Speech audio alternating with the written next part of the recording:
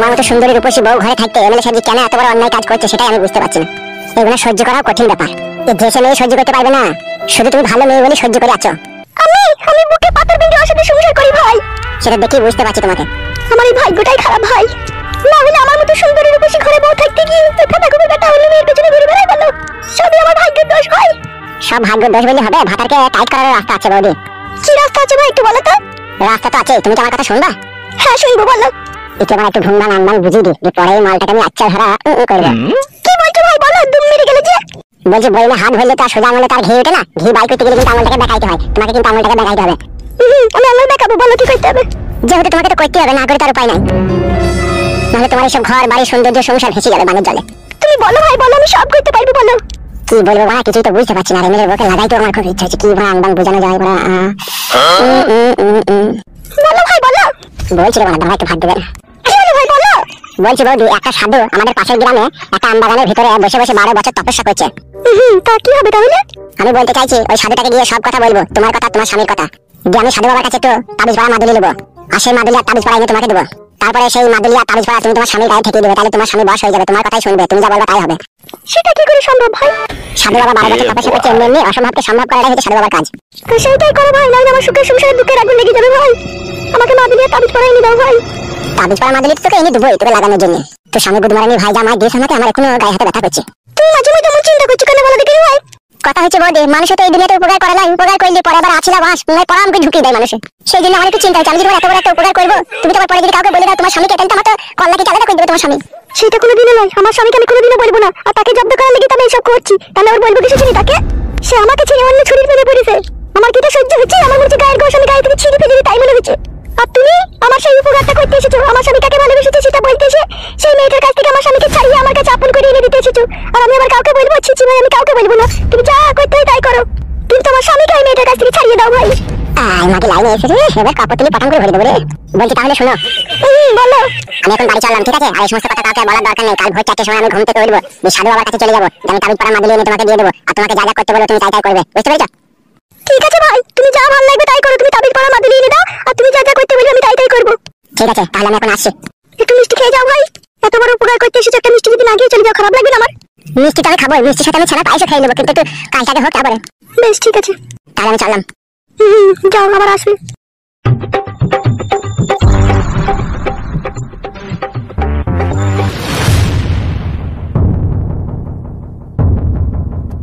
তুই কোথায় গেছিলি? আগে তুমি বলো তো মা, ওই ছেলেটা আমাদের বাড়ি কেন এসেছিল? কেন বলতো? না মা, ওই ছেলেটাকে আমি চিনি, সেই জন্য বলছি। কি বলছিস তুই? তুই কি করে চিনলি ওই ছেলেটাকে? আমি যাকে ভালোবাসতাম তারই বন্ধু। হ্যাঁ, তা কি হয়েছে কি? তাই বলছি মা, কি আবার হবে? সবকিছুতে তুই যেন বাড়াবাড়ি করো। তুই কোথায় গেছিলিস সেটা বল, তোকে তো তোর বাবা বাড়ি থেকে বেরোতে মানা করেছি, তোকে বলিনি বাড়ি থেকে বেরোবি না। কোথায় যাইনি গো, এই পাশের বাড়ি কাকিদের বাড়ি গেছিলাম। যা যা যা, ঘরে যা। মা, তোমার তো মন মেজাজ খারাপ কেন বলো তো? তোমার কি হলো?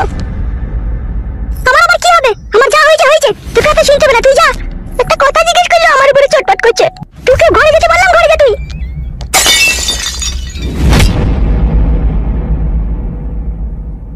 বাপটা যেরকম হয়ে গেল, তার ছাটাও সেরকমই হয়ে গেল।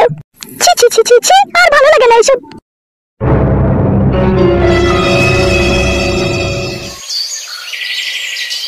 মামা, তুই তোমার এত চিন্তা করিস কেন বল দেখে নিয়ে?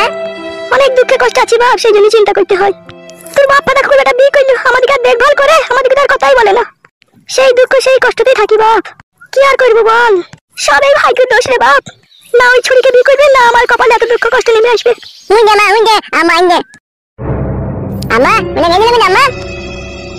এখন আমাদের সাথে কথা বলবে না বাপ, দেখছিস না মুখ ঘুরিয়ে নিচ্ছে।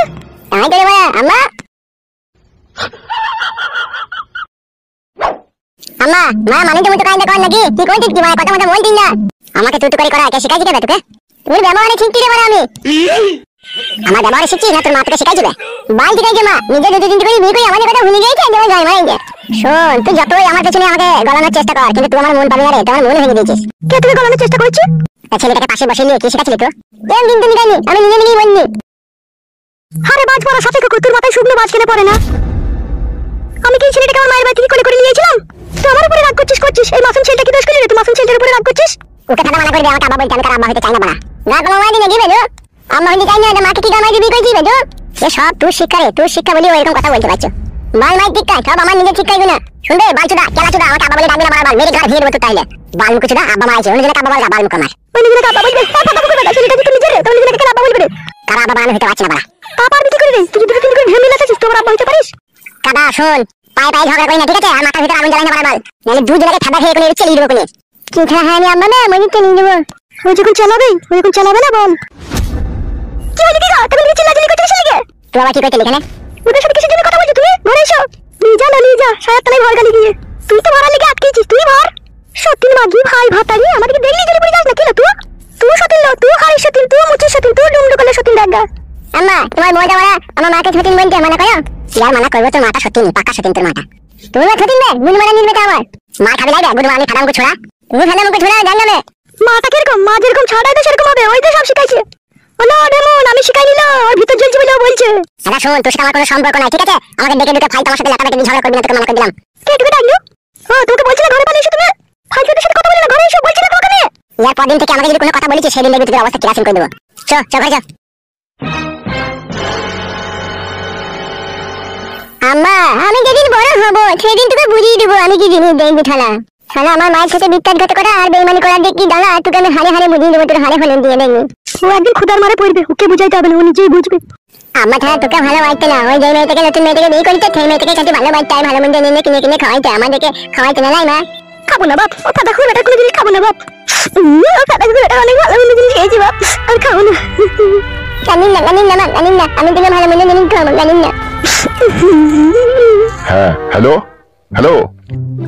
কে এই ফোন ধরিস রে কি বলবো একবারে পরিষ্কার ভাবে বলে দাও বিয়ে হবে না হ্যালো হ্যাঁ রে মারা কে আমি লীলকান্ত বলছি রে আরে বিয়াই বলো বলছি কেসটা একটু ঘাবলা হয়ে গেছে রে কিসের ঘাবলা হয়েছে বলতেও মারা কিরকম একটা লজ্জা ভাব লাগছে আবার না বলে উপায় নাই আরে বিয়াইকে কথা বলবি তোমার লজ্জা কিসের রে বল কি হয়েছে বল ওই আমার ওই ফেদামুকু ছেলেটা বুঝলি তো হ্যাঁ কি হয়েছে কি বলছি তাহলে বলো মারা আবার পেঁচাল পাইছে কি হয়েছে কি রে অত কি মেহু করছিস বল কি হলো বলছি মারা আমার ওই ছেলেটা বুঝলি তো তোর মেয়েকে বিয়ে করবে না বলছি রে মারা কি হ্যাঁ ঠিকই বলছি আমার ছেলে বিয়ে করবে না গুদু পাকা আমার কথা মারাই না তো বলছি তো আমার বিয়ের 3 তারিখ ঠিক হয়ে গেল আমি শোরুমে আপাচি গাড়ির বাইনা দিয়ে দিলাম আমার গাড়া পাকা মারাচ্ছিস নাকি তুই আরে শোরুমে আপাচি গাড়ির বাইনা দিয়ে দিছে বলছি আমি লোবো না বানা আপাচি ফাপাচি বন্ধু বলছি রাগমাগ করি না মারা ও বিয়ে করবেও না গাড়িও নেবে না বলছি কেন রে মারা বিয়েটা করবে না কিসের লেগে কি হয়েছে কি বলতে হবে তো সেটা মারা কিসের লেগে বিয়ে করবে না সেটা জিজ্ঞেস করছে বলে দাও মারা ডাইরেক্ট ভাবে বলো পলাতক মেয়ে বলছি পলাতক মেয়ে রে অন্য ছেলের সাথে পালিয়ে গেলে তো তোর মেয়ে বেরো বুধ মারানির ভাই পালিয়ে গেছিল তা কি হবে চুদির ভাই আমি তো টাকা পয়সা বেশি করে দেবো বলেছি তো তোকে হইলেও মারা ছেলে মারা অমত করছে ফোন রাখ গুদ মারানি ভাই আর ফোন করবি না ফোন রাখ শালা কি হলো বড় ভাই সর্বনাশ হয়ে গেল কি হলো লীলকান্ত বলছে ও ছেলের সাথে আমার মেয়ের বিয়ে দেবে না তাই নাকি বড় ভাই হ্যাঁ তাহলে এখন কি হবে ওই শালা খানকির ছেলে পাঁচুর লেগে এইসব হচ্ছে রে খানকির ছেলেকে কি যে মাছ দেবো আমি বুঝতে পারছি রে খানকির ছেলে শুয়ে বাচ্চা যে কাজ করলো ছি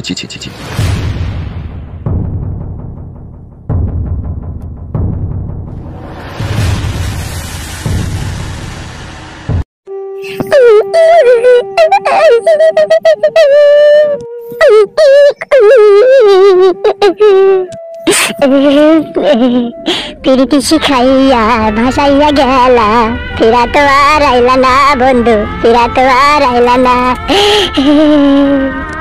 আমার মনের আগুন জলে দ্বিগুণ পানিতে না নিভাইয়া প্রীতি শিখাইয়া বাজাইয়া গেলা ফিরা তো আর আইলা না বন্ধু ফিরা তো আর আইলা না কেন তুমি মিথ্যে আমায় স্বপ্ন দেখালে কোন অপরাধে তুমি সাজায় আমায় দিলে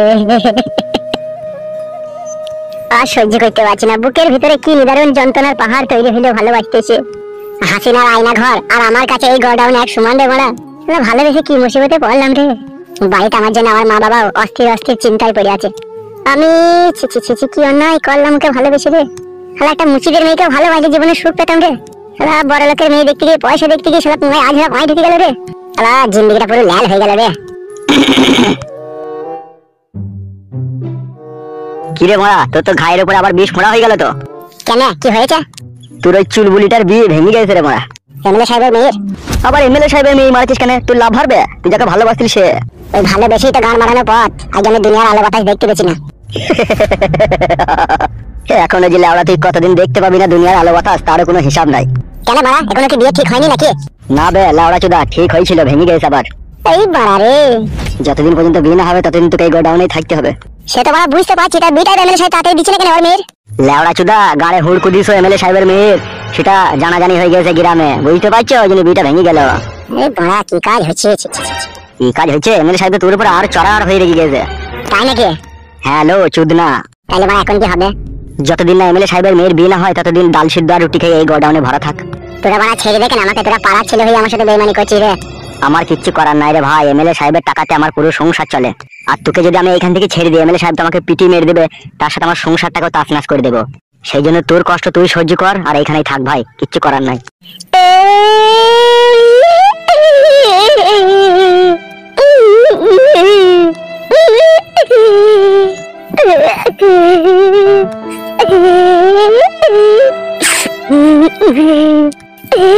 বাড়া কি কাজ হলে ভালোবাসতেছে? বানমারানি মাগিকে বললাম যে তোকে ভালোবাসবো না, তোকে নিয়ে যাবো না, তোকে নিয়ে গেলে আমার জীবনে বিশাল ঝড় নেমে আসবে, তা বুঝ না, কিছু হবে না, আমার বাবাকে আমি বুঝাবো।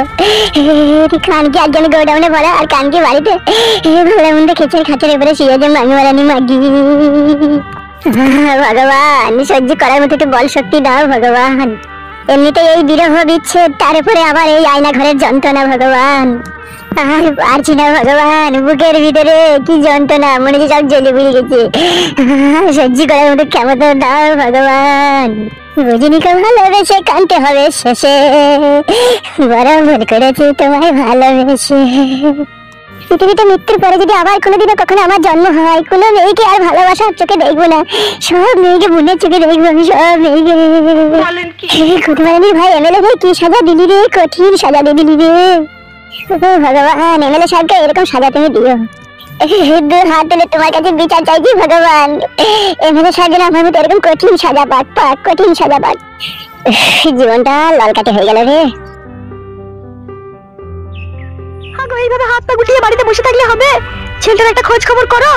ওর মামা তো বলছে আমাদের বাড়িতে 6 দিন ছিল, 6 দিন পরে হঠাৎ করে যে কোথায় গায়েব হয়ে গেল, আমি আর দেখতে পাইনি, তাই বলছে। বালা মাতালি গেল কোথা, মাংমানি ফেদাম কোথা? এমএলএ সাহেব আবার ধরে টরে আনেনি তো? গাইবা কি করে জানবো? এমএলএ সাহেব এখন ধরিয়ে নিয়েছে না কি করেছে, আমি তো কিছুই জানি না এসব। সেই জন্যই তো বলছি একটু খোঁজ করে দেখো আশেপাশে।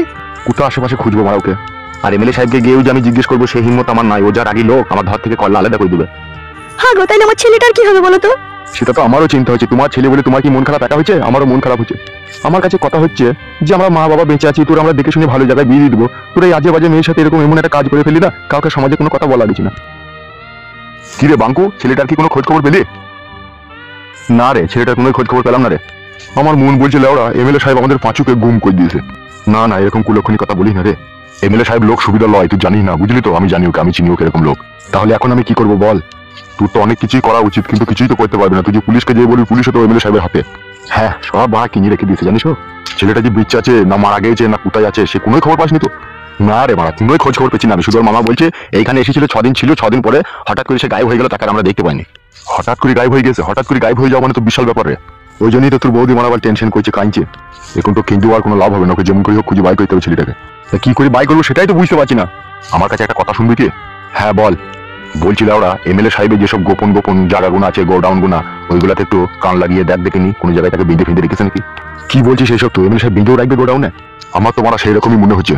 তুই এক কাজ কর, আমার কথা শোন, আমি যেটা বললাম সেইভাবে তো আবার খোঁজ করে দেখ, কাউকে কিছু বলার দরকার নাই, চুপে চুপে এমএলএ সাহেবের যেসব গোডাউন গুলো আছে ওইগুলাতে জানলার ধারে ধারে একটু কান লাগিয়ে লাগিয়ে শুনবি। যদি সে ভিতরে ভরা থাকে একবারও তো মাঝে মধ্যে চিৎকার করবে। ঠিকই বলেছিস তুই।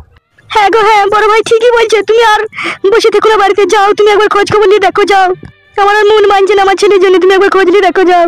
ঠিক আছে ঠিক আছে, তুমি মন খারাপ করো না, আমি চললাম, তুমি বাড়িতে থাকো। বেশ ঠিক আছে, যাও তুমি।